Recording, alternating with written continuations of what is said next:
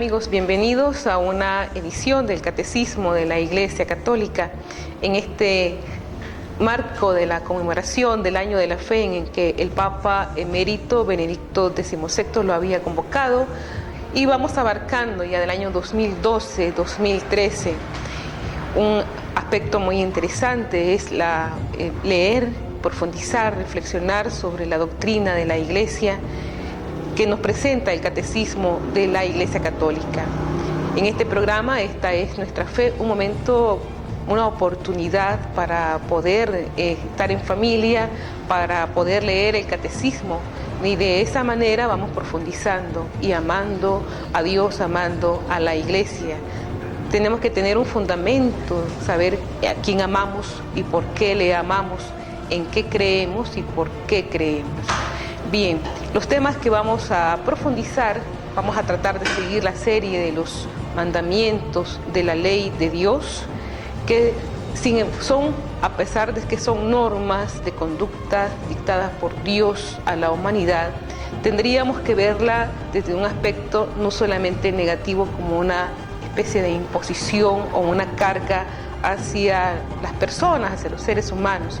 Y del aspecto positivo nosotros tenemos que notarlo, que si le observamos, los mandamientos de la ley de Dios constituyen para el ser humano una opción de libertad, una opción en la cual va orientando el alma, va orientando nuestra naturaleza caída por el pecado hacia un esfuerzo, hacia una virtud, hacia esto que es amar a Dios sobre todas las cosas y al prójimo como a nosotros mismos. Bien sabemos que los mandamientos de la ley de Dios vienen siendo desde que le fueron entregados a Moisés, Éxodo 20, del 1 al 17. En aquella tierra inhóspita por la que deambulaban hacia otra mejor, que les esperaba un guía, un solo espiritual, sino el ser humano lo que tiene que seguir y debe seguir. Quien quiera ser llamado pues hijo del Creador ha de responder afirmativamente a Cristo cuando le diga, como el joven, ya sabes los mandamientos, y ha de saber que todo se resume en aquel quien ama ha cumplido la ley, que dejara escrito San Pablo en la epístola a los romanos. Bien, aquí tenemos un fundamento muy importante. Quien ama ha cumplido la ley. Veamos esto desde este punto de vista. Ya decíamos anteriormente, no solamente observarlo o entenderlo desde el aspecto negativo, que puede ser algo que yo debo cumplir por una obligación y que me sienta como una imposición, me lo impone la Iglesia, y tenemos que aprenderlo, y tenemos que saberlo, y tenemos que conocerlo, y de repente puede resultar una repugnancia hacia nosotros como personas. Sin embargo, los padres de familia debemos de orientar a los jóvenes, a los niños, que observando los mandamientos de la ley de Dios, vamos aprendiendo a amar a Dios, como dice San Pablo. Y esto de saber también que la ley de Dios ha sido puesta en la naturaleza, por tanto se puede dividir de esta manera. Hay una ley eterna que es el plan de Dios para toda la creación. Una ley natural es la ley eterna grabada en los seres racionales, que está basada pues en la naturaleza del hombre, como por ejemplo la injusticia de la calumnia o la monstruosidad de la blasfemia. Una ley positiva, tanto divina como los mandamientos, como humana, que es la administración de los sacramentos.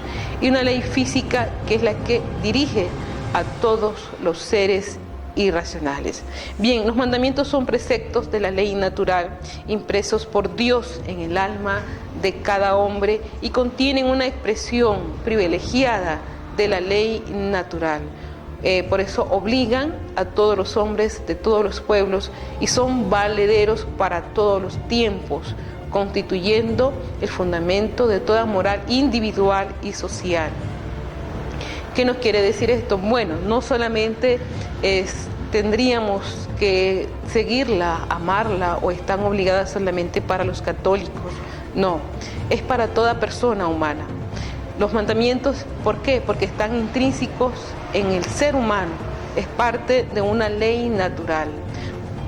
Por ejemplo, si se dice no matar, sabemos nosotros a quién le gustaría pues que le mataran un hijo, que le mataran un familiar. Sabemos que eso es un aspecto muy bochornoso y repugnable para la sociedad. Entonces, esto está en los mandamientos de la ley de Dios y van guardando este recto orden, no solamente para la persona de manera individual, sino hasta para la sociedad.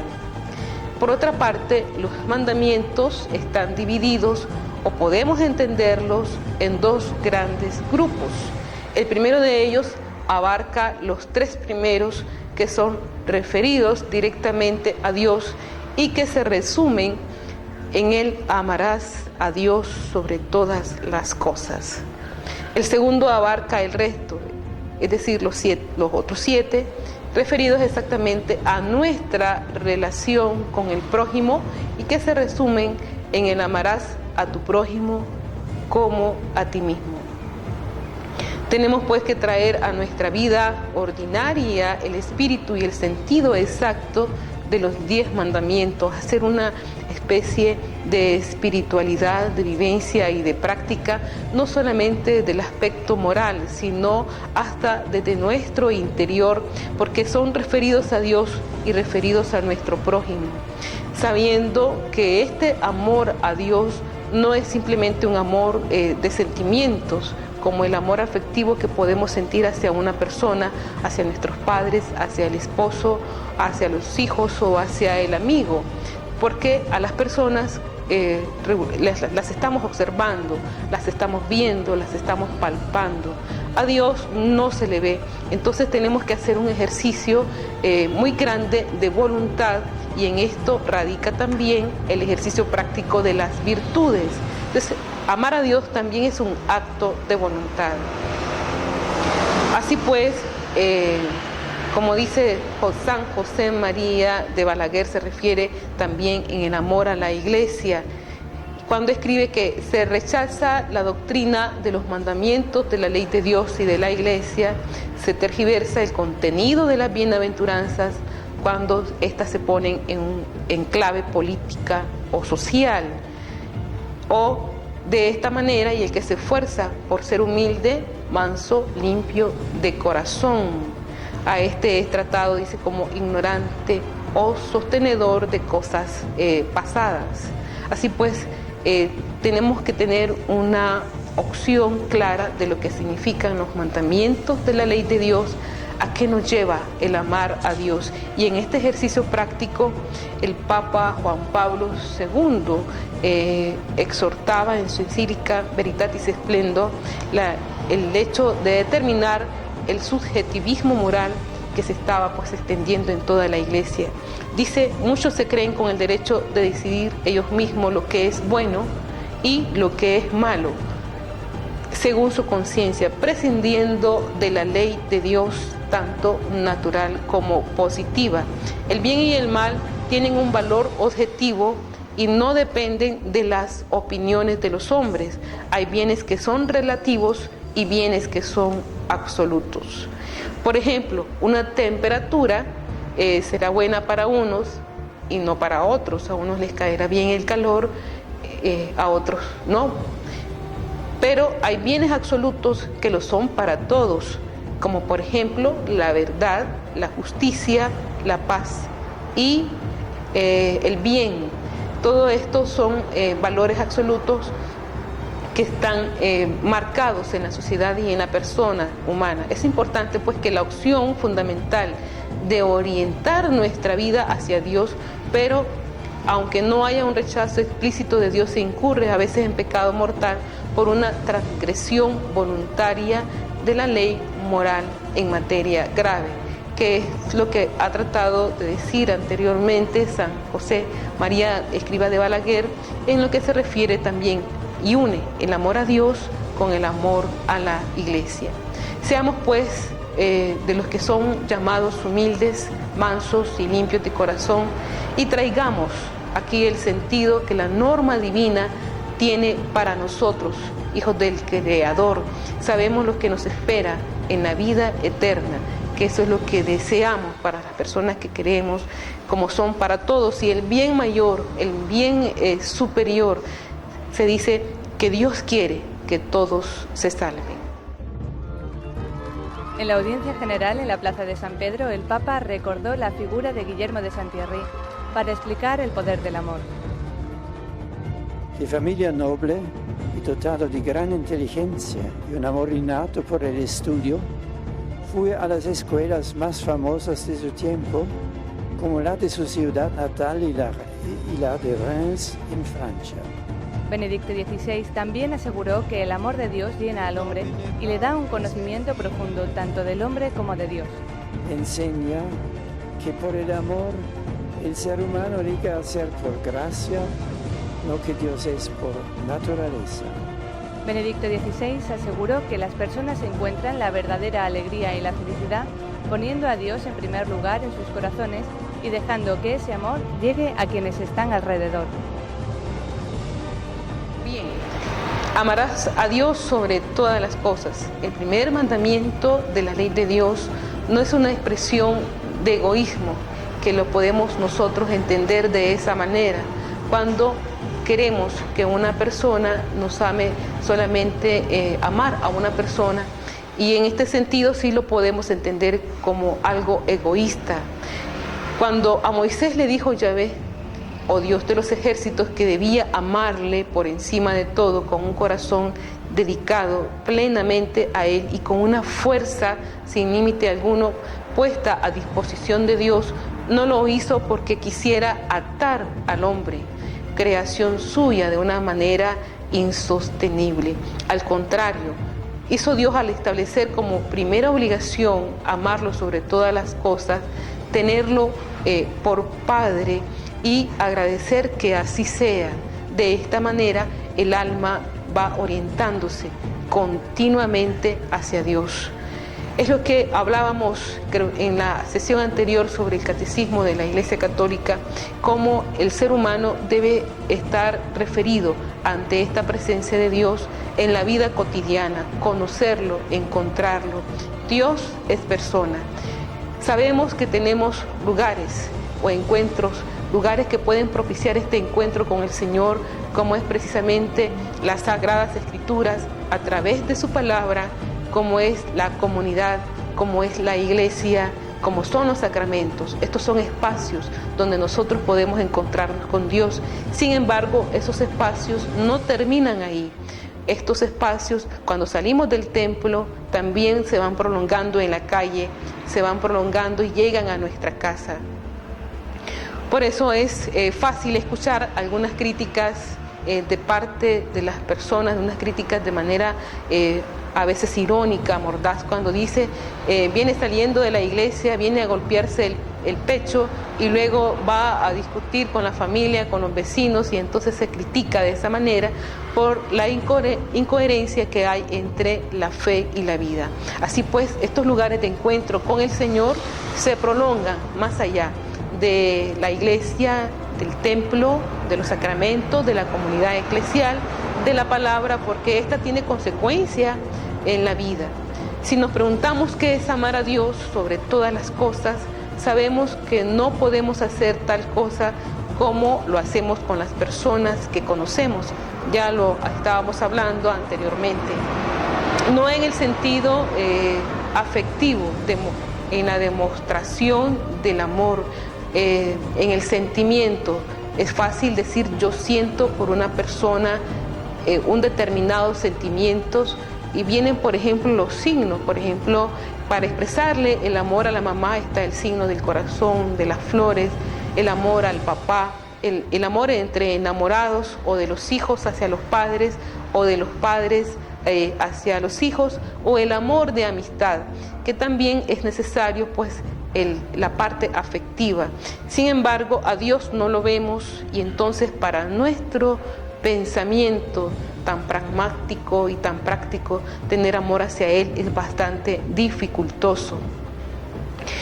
Regularmente escuchamos expresiones como estoy en la iglesia y no siento a Dios, estoy en la comunidad y no sentí su presencia.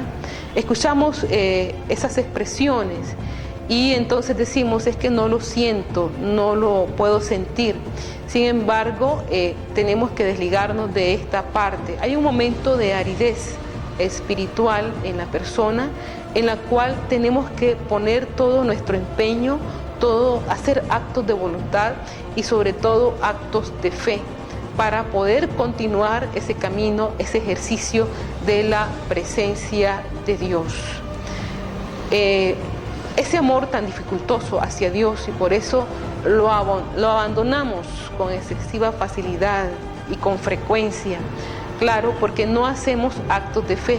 En un momento determinado que las cosas no nos vaya bien, por ejemplo, momentos de dolor, de enfermedad, de dificultad, momentos de prueba, inmediatamente decimos, Dios no está conmigo, Dios no está con nosotros, Dios no está con tal comunidad.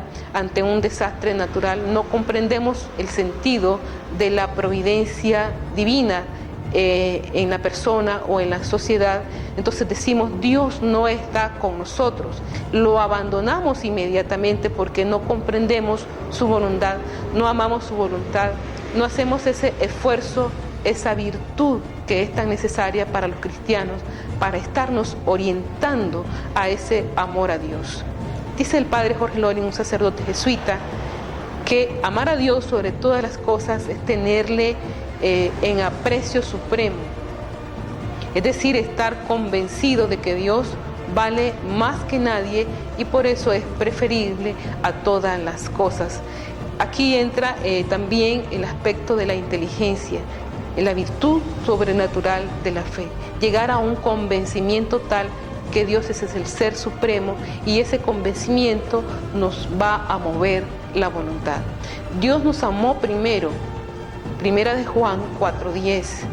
Por eso debemos amar al Creador y como nos amó antes de nosotros existir, envió a su único Hijo para que dando su vida por nosotros fuéramos perdonados y encontrarnos en el camino de la salvación eterna. Los profetas regularmente hablan de la paciencia de Dios. El ser humano le ha despreciado hasta el límite y la expresión de amor a Dios es la expresión máxima de habernos dado a su Hijo. Y sin embargo, en esta expresión máxima del amor de Dios hacia el ser humano, aún nosotros continuamos despreciando este amor. Entonces los profetas hablan de la paciencia de Dios. A pesar del pecado, a pesar de la intolerancia del ser humano, a pesar de la dureza del corazón, Dios es paciente y esta paciencia es parte de la misericordia de Dios hacia la humanidad.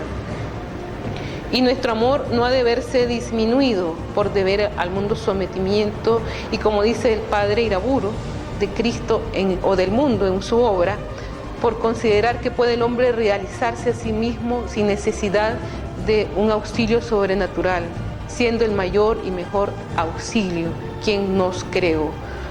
Así pues, tendríamos que hacer una especie de examen de conciencia en este precepto, en el amar a Dios sobre todas las cosas, y nos encontramos con una pregunta: ¿sabes lo necesario para salvarte y cumplir tu deber? Debemos ser conscientes de que es necesario conocer que es importante para llevar a cabo una vida en la que se refleje la filiación divina, porque así lo entiende San José María de Escribá.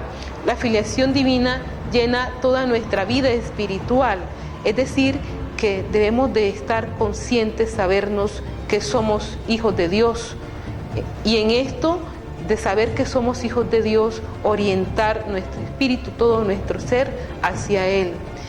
Claro, una consecuencia tal sería, por ejemplo, la confianza en Él. Como nos enseña a tratar, a conocer, a amar a nuestro Padre del cielo, y así colma la esperanza nuestra lucha interior y nos da la sencillez confiada de hijos pequeños. Como los papás, los padres de familia les enseñan a amarlos a Él, orientar ese cariño, esa afectividad. Los niños saben que los papás los protegen. Los niños pequeños saben que van a comer porque los papás están ahí y se sienten confiados, se sienten seguros, se sienten protegidos. Incluso podemos llegar a una edad adulta y referirnos constantemente a nuestros padres en ese tipo de amor que nos une hacia ellos. También de esa manera se refiere la filiación divina, orientar nuestro espíritu. Pero ¿cómo vamos a mantener esta relación con el Creador? Un momento muy especial, ese es el diálogo que nosotros establecemos con Él a través de la oración. Más aún, precisamente porque somos hijos de Dios, esa realidad nos lleva también a contemplar con amor y con admiración todas las cosas que han salido de las manos de Dios Padre Creador. Nos dice el Catecismo, todo lo que nosotros vemos y observamos viene de la mano de Dios. Y somos contemplativos en medio del mundo, amando al mundo. ¿Crees que todo lo enseña la Iglesia Católica? ¿Has criticado al Papa, a los obispos, a los sacerdotes? No puede tener a Dios por Padre quien no tiene a la Iglesia como Madre. Esto fue dicho por San Cipriano. Indica con exactitud lo que quiere decir que es necesario amar a la Iglesia Católica, lo que implica, lo que debemos creer, lo que ella enseña. Otra forma de proceder no se entiende en quien se dice hijo de Dios. Esto es, analógicamente lo podemos referir en la familia. Los papás están en el cuidado de todo, están en el trabajo y confían a la mamá este otro tipo de relación, la custodia de la enseñanza o la educación de los hijos. Y así pasa en la iglesia. La iglesia es la que custodia la enseñanza de Dios a través de la doctrina, a través de los sacramentos. Ella es como madre, nos va orientando a ese amor a Dios. Por eso es que dice San Cipriano que no puede tener a Dios por padre quien no tiene a la iglesia como madre. Amar entonces a Dios significa amar a la iglesia, tiene una consecuencia que fundó su Hijo Jesucristo, y también lógicamente no expresar criterios tan alejados de los mantenidos por sus ministros, que se pueda decir de ellos que parecen de otro orden espiritual o de otra religión, porque en realidad es difícil creer que se ama a Dios sobre todas las cosas si no tiene a la iglesia como expresión de amor del Creador.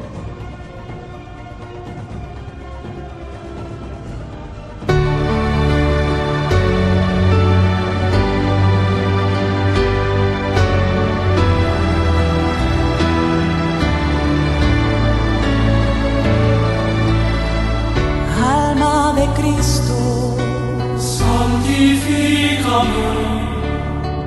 Cuerpo de Cristo, sálvame. Sangre de Cristo, embriágame. Agua del costado de Cristo, lávame. Pasión de Cristo, confórtame. Oh buen Jesús, óyeme, y dentro de tus llagas, escóndeme, no permitas que me aparte de ti, del enemigo, defiéndeme. En la hora de mi muerte, y mándame ir a ti, para con tus santos te alabe por los siglos de los siglos. Amén. Pasión de Cristo, confórtame. Oh buen Jesús, óyeme.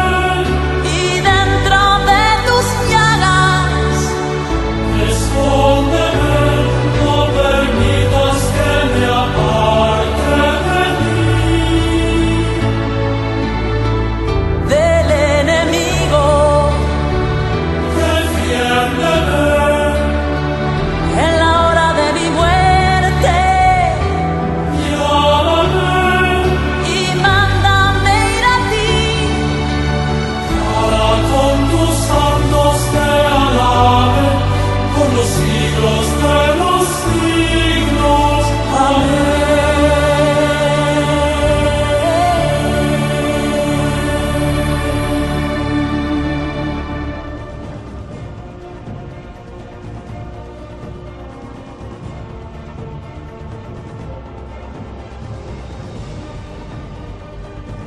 pregunta que tendríamos que hacernos es, ¿has pasado mucho tiempo sin rezar u orar? Cuando rezamos o oramos, buscamos lo que dice el Salmo 138 al empezar: Señor, sondéame y conoce mi corazón, ponme a prueba y conoce mis sentimientos, mira si mi camino se desvía, guíame por el camino recto. Esta es la plegaria que hace el hombre orante, es decir, el salmista, y le pide: Señor, sondéame, conóceme y guía mi camino. Si yo me desvío, tienes que iluminarme. Y así lo hacemos porque sabemos que nuestro amor hacia Dios nos facilita reconocerle como Padre que nos ama y nunca nos abandona. De esta manera, el orante, a medida que va profundizando en ese diálogo continuo con Dios, por lo menos si nos cuesta mucho hacer una oración extensa o tal vez oraciones devotas, como por ejemplo las oraciones vocales, el Santo Rosario, y a veces nos sentimos fatigados o aburridos, debemos empezar a hacer este ejercicio con las pequeñas oraciones, con las jaculatorias, y decir oraciones pequeñas, frases cortas que van induciendo el corazón y el alma y el espíritu hacia Dios. Decir: dulce corazón de María, sé la salvación mía. Jesús, yo confío en ti recurrentemente. Señor, ten misericordia de mí. Entonces, de esa manera, el alma va haciendo este ejercicio constante hasta que lleguemos a un momento en que nos vamos a sentir muy bien, contentos, alegres, y ya rezar el Santo Rosario, ya rezar otras oraciones largas o extensas no nos va a resultar aburrido. Necesitamos, por lo tanto, rezar y orar, porque en esos momentos nuestra relación con el Creador se estrecha y nos va a permitir mostrarle nuestro incondicional amor. Al Señor se nos anuncia, y ¿quién puede amar algo que no se conoce? Es bien cierto que nosotros no sabemos pedir lo que nos conviene, nos dice San Pablo en su carta a Romanos, capítulo 8, versos 26. También es cierto que pedimos mal, nos dice Santiago, capítulo 4, 3. Sin embargo, Cristo nos hace más sencilla en la oración, pues Él mismo dice que cuanto pidiereis al Padre, os lo dará en mi nombre. Hasta ahora no habéis pedido nada en mi nombre, pedid y recibiréis para que sea cumplido vuestro gozo. Cabe pues que la oración y expresar a través de la misma que amamos a Dios y que nuestro amor se verá reflejado en el que tenemos a Él mismo y a nuestro prójimo, porque de lo contrario, es decir, sin haber pasado mucho tiempo sin rezar y orar, las consecuencias van a ser bastante difícil para la persona, y olvidaremos aquello que dice que después de despedir a la gente subió al monte a solas para orar. Al atardecer estaba solo ahí. Aquí vemos a un Jesús que está atendiendo a las personas, que mira a las personas, que está con la gente. Sin embargo, haya su momento para estar a solas con el Padre. Mateo 14, 23, que es expresión clara de la comunicación entre hijo y padre.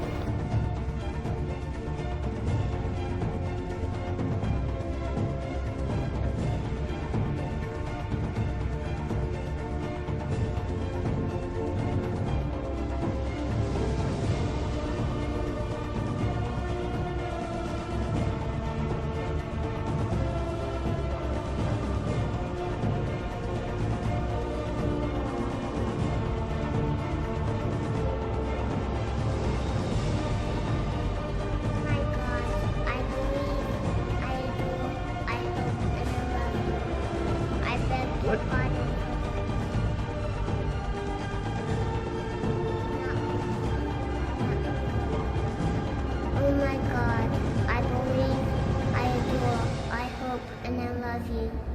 I beg your pardon for those who do not believe, do not adore, do not Jesus, and do not send somebody to help me. Am I losing my mind? Oh my God, I believe, I adore, I hope, and I love you. I beg your pardon What's wrong? Jesus is on the floor. No, he's on the cross. See up there? No, Jesus is on the floor. These are not crumbs. Each particle is Jesus. And he has been dropped on the floor by people who receive communion in their hand and do not check their hands. They just walk away and leave him there to be trampled and forgotten. Oh my God, I believe, I adore, I hope, and I love you. I beg your pardon for those who do not believe, do not adore, do not hope, and do not love you. How are you going to do this? Until someone comes to receive him reverently. Open your eyes and see that Jesus is on the floor.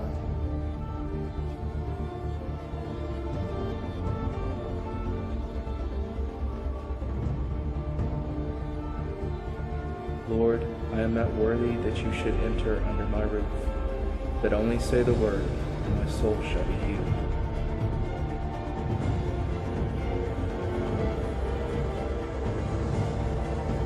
Oh my God, I believe, I adore, I hope, and I love you. I beg your pardon for those who do not believe, do not adore, do not hope, and do not love you. Excuse me, sir, is everything okay? No, Jesus is on the floor. Oh my God, I believe, I adore, I hope, and I love you. I beg your pardon for those who do not believe. Hay un momento y llegamos a otra pregunta del examen de conciencia. Nos hemos desesperado o hemos hablado en contra de la providencia divina. Y en esto está en someterse a la voluntad de Dios, a su providencia. No siempre es fácil amar al Creador de tal forma que no dependamos de nuestros pensamientos, sino que en todo caso de lo que el Padre quiera para nosotros y sobre nosotros nos diga. No está al alcance, eso es cierto, de muchos espíritus excesivamente adámicos y poco espirituales, muchos espíritus carnales. A esto nos dice el padre Ángel Peña Agustino: la providencia de Dios es el amor de Dios en acción. Por eso lo que ocurre en nuestra vida no es fatalismo determinado por el curso de los astros o de las estrellas, como se dice de la astrología. La vida del hombre no depende de un destino ciego o de la casualidad. No estamos abandonados a nuestra suerte por un creador que se ha olvidado de nosotros, sino todo lo contrario, nos guía con amor en cada uno de nuestros pasos, como un padre que vigila los pasos vacilantes de su hijo pequeño. Bien, aquí entraríamos a aspectos muy complejos, como por ejemplo, cómo entender la providencia de Dios en situaciones bastante difíciles, cómo entender el amor de Dios en situaciones de dolor, en situaciones de soledad, en situaciones de abandono, en situaciones de prueba, cómo entenderlo, cómo saber que Dios me ama. Amamos a Dios sobre todas las cosas si nos abandonamos a su providencia. Sabemos que nada ocurre si no es para el bien de quien le amamos. Nosotros estamos en la mente de Dios antes de que naciéramos, y ese amor a Dios, confiarnos a ese amor absoluto de Dios que nos creó, mantiene nuestra creación en el día de ahora mismo de cada uno de nosotros, y porque creemos en su amor sabemos que Él mismo nunca nos va a abandonar, y por tanto la desesperación no cabe en la vida de un hijo de Dios. Y aquí pues está la oración confiada de aquellos santos que se han abandonado en las manos del Padre.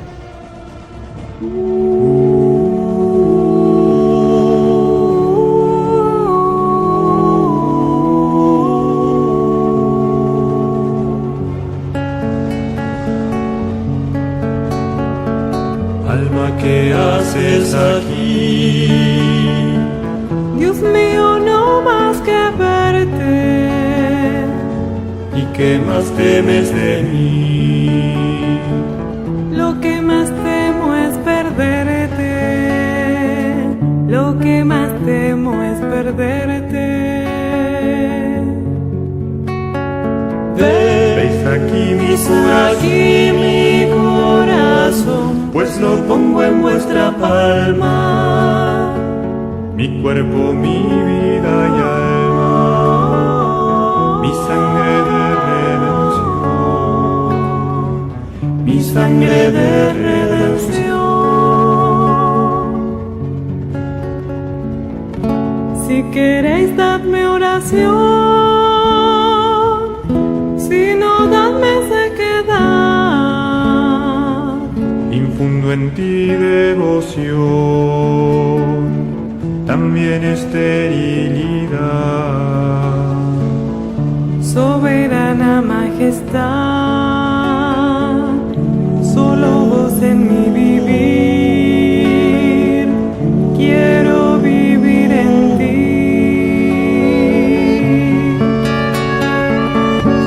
Calvario y Tabor, desierto y tierra abundante, de día joven el dolor, y Juan que al pecho reposa,